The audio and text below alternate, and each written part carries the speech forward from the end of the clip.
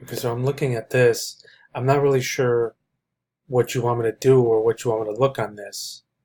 This is just the sheet that's pulled from App Eagle, but we haven't done anything to it. If there's no competition, then we need to drop the price by 10 or 20%, whatever I put in there. But you just gave me the sheet that showing them. The one thing is for now on when you're doing this stuff, I took out all the bra stuff, which was Wakel. So, you see here. Let's see here. See all the Wakel? I took that out of there.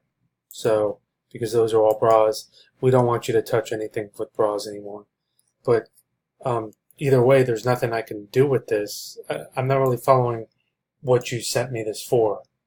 I understand that these are all the items that don't have any competition on them, but we need you to go the next step further and drop the prices, and you put them in here.